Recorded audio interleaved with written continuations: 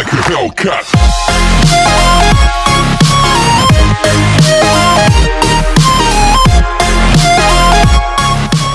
Hello guys, good afternoon. Yes, it's Sunday afternoon. Actually, naami karon diri sa Crocodile Park kasi ito is grabe. Gusto gid kaya siya mag-jogging daw. Actually, we are not in the mood for a vlog. Yun nga, mag-vlog na lang po para at least makuha ninyo or makita ninyo kung unsa ang naagi sa Crocodile Park. Actually, we are not inside sa Crocodile Park. It's more than naami diri sa gawas. Gawas mo sa Crocodile Park or like mo siya park hapon but wala siya crocodile.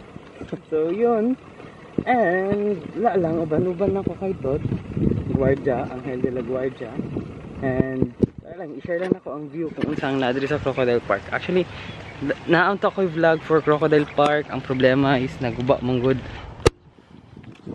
Every Sunday na adiri ang mga family magtapok. So you can see, nagan kay sakyanan over there, sakyanan over there, sakyanan over there, sakyanan over there, and napamag.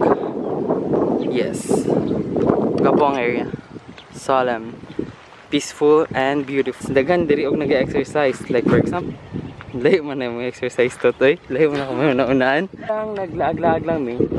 Area is actually very free. Pwede ka bawal mag-practice drive. Kay kanina na ay nag-practice drive ug motor gisumbong. Gisumbong siya. Yeah, mo lang gyapon si Todd very serious sa iyang workout. Tanawa iyang gibuhat karon. Nagunsa siya. Oh, it's a beautiful life. It's a beautiful life. It's a beautiful life. It's a beautiful life. It's a beautiful life. It's a beautiful life. It's a beautiful life. Okay guys, it's a beautiful life. Actually, what you can see here sa Crocodile Park sa gawas is just a field full of nag-picnic na ay actually nag-soccer dito nga side. I'm not sure kung makita niyo, nag-soccer, na mag-picnic, na side diri magdala og amo magdala og iro diri palibangon. Joke lang. Diri mostly family lang ang nag-visit diri, nag-picnic. Actually, gwapo mo gid ang area gid. Gwapo gid ang area. Solemn. Then, nainabring ice cream kanagsa plus naapoy namaligya og maski unsa may magagi. Then, ang pinaka mostly makita nato dito sa Crocodile Park na field sa gawas, dili ka tong sa sulod na Crocodile Park, is na ay naga-prenup. Ayun, nag-prenup sakto. Kita ta mo ani mag-prenup. Kita ba ninyo karon? Oh, pero layo kaayo ba di makita?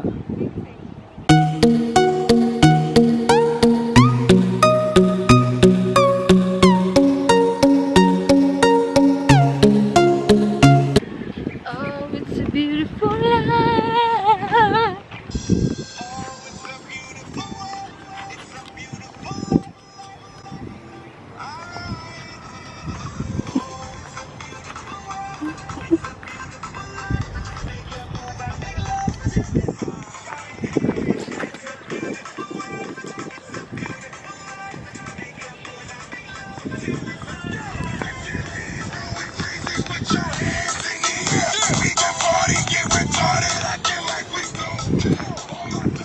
Nakuha na day nako, as in karon lang ko nakabalo sa iyang plano day niya mag-zumba diri sa Crocodile Park. Oh, seryoso kay siya. Oh, look at that.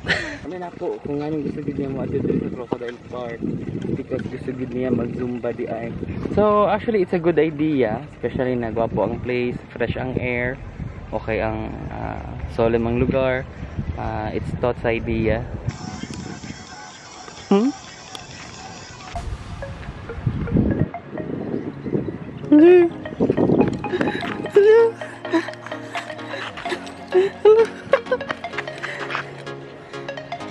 Tawagan na pod. Nakanta kami. Lakaw. Go. Todd.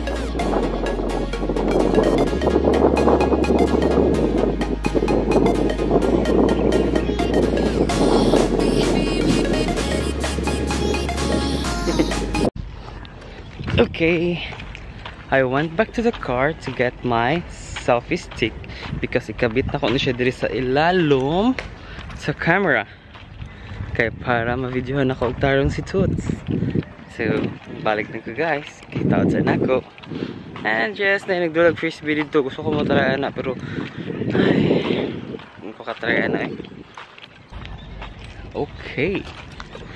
Ako ang videohan si Toots sa yung Zumba. Yan.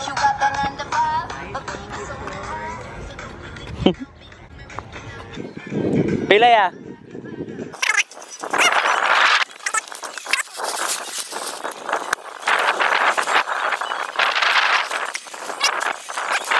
Mais ba? Ang sukli ya. Sukli na ko. 100 to. 100 to. Nara ko dito sa crocodile. Sige, anha meron. Isa ko mas diri aya. Alas 2, alauna pa. Ah, Tuyok ra ka dire. Dito ko. sama siya. Mais tag 20 lang. Kung gusto mo palit og mais, si Kuya permanente daw na siya dire. 2 PM alauna. Because yung mais is lamig gid pagkaluto. And sakto lang gud. Pinsan lang ko nagapalit og mais, tag 20 lang pod. Tapos sabi na ko nag-diet ka ano mais kaon-kaon man ka. Fish for life. Kaning ako chiba ganin na rig ni siya sige tuyok-tuyok din. Mahunong na siya dira mahunong. Chuko mo siya. May ano naman ginagawa yung babalaghan? Babalaghan. Kanipot siya ganina ra po na siya sige gano drive. Kung may pagdududa ako sa mga sasakyan ganito. Ayan na naman, gumagalaw na naman siya. As of now, Maki. Daw siya. And si Maki is, actually na siya sa likod. What are your plans, Maki? What are you doing over there? So, kato lang guys, we are making this small vlog about sa Crocodile Park. Actually, we are not on the mood sana sa pag-vlog karon. Tapos, hopefully guys, hindi nyo malimtan mag-subscribe mo sa mong channel, mag-follow mo sa mong channel, especially sa Laag ni Tots. Muna na ang bagong name karon. So, dati mong god is Tots Adventure, but now we changed it to Laag ni Tots. Kay mga Bisaya man ming dako, and mga Bisaya man po ng among mga followers and subscribers. Meaning nyo next week, sab? It's because we are going to Camiguin. Dugay po ni dugay bagba sab. Hopefully guys, unta ubanan mi ninyo next week because we are going to Camiguin. Kaya lang. Sab.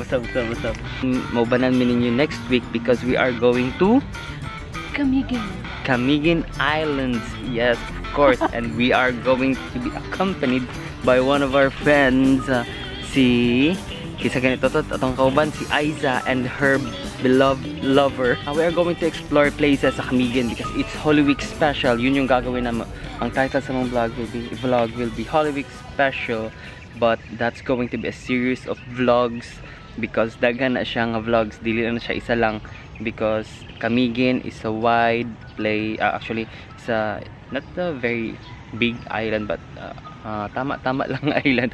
Actually, we've been to Camiguin before and we experienced a lot of things. We visit the cold spring, hot spring, falls, whatever it is, the lagoon, and then napatoy walkway to the cross. Kalimut kasi tawag na. But yun, especially the White Island. We want to experience the White Island back. So, karon is hopefully ubanan mi ninyo guys because we are really excited about this revisit sa Camiguin. Guys, thank you so much. Hopefully, you would subscribe on our YouTube channel, Laag ni Tots. Remember, Laag ni Tots and Laag ni Tots. Sa Facebook, Laag ni Tots. Instagram, Laag ni Tots na ni karon as in Laag ni Tots. T-O-T-Z. Muna na among bago karon. And thank you guys. Thank you so much sa inyong mga support. Hopefully mag-subscribe lang mo. Malipay na may ana and watch our videos and look at Tot.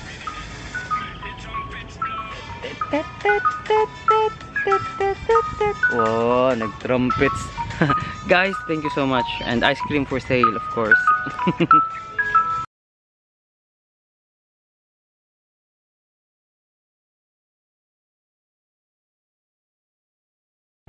What are they doing? Muling ibalik